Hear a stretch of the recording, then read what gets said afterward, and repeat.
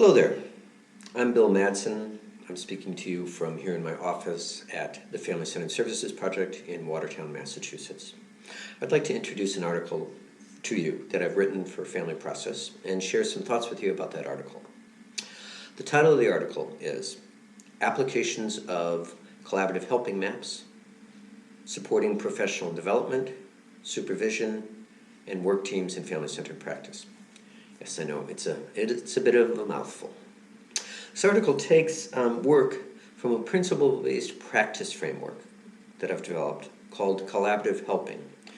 It's been developed out there in the field with families, and it brings these ideas and practices into our own professional contexts in order to make them more a part of everyday practice, in order to support workers, supervisors, and organizations in the values and principles of family-centered practices, and to bring those into the everyday tapestry of organizational culture and agencies that serve poor and marginalized families. So this article has a threefold focus. The first is at a worker professional development level, and it uses these collaborative helping maps, which are essentially four organizing questions: vision and hopes for your work. When your work is at its best, what does it look like? What's important about that to you? When have you seen bits of that happening? Who can you find to support you in that? Leading to a work commitment, which is sort of an encapsulation of a much richer description that people have given us about their work at its best. And then moving from vision to obstacles. What are some of the things that can pull you away from that? What gets in the way of that? And moving there to supports. What supports you in being more the person you want to be in your work? How can you deal with these other obstacles that are coming in on your work? And then finally, plan. How can we draw on supports to address obstacles, to attain the vision that you have as hopes for yourself?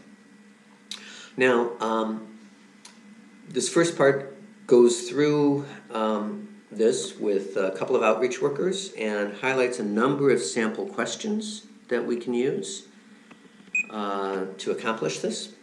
Second part is at a supervisory level, and it attempts to provide a map for supervisory conversations to help workers think their way through complicated situations, to reposition supervisors as not people who have the answers, but people who can help workers think their way through and develop their thinking in the process.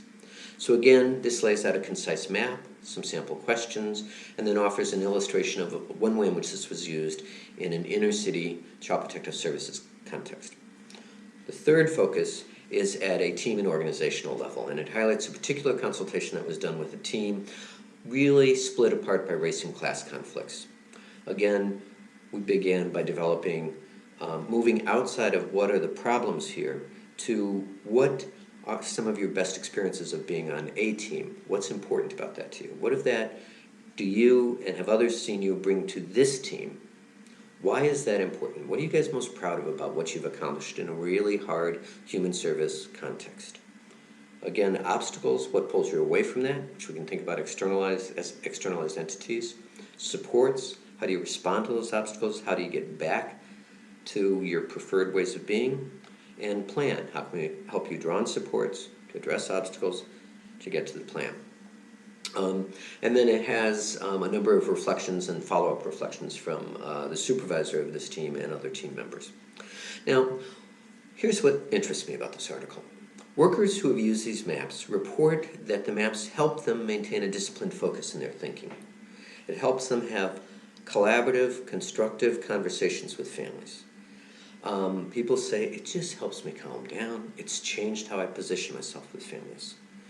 I think by bringing these same ideas and practices into our own professional development, our own supervisory interactions, and our own team and organizational dynamics, we help embed them in people's daily experiences. They become not something we're doing to people or doing with people, an intervention we're trying to accomplish, but rather a way of being in the work, a way of approaching the work that regrounds us in values and principles of possibilities, collaboration, responsiveness, and accountability. So that's it. I'd be very interested in any thoughts you might have about this, and invite you to please contact me with any reflections, thoughts, or questions that the article might stimulate for you. Thank you. My email address is Madsen1, number 1, at Comcast.net. It's Madsen 1 at Comcast.net. Thanks.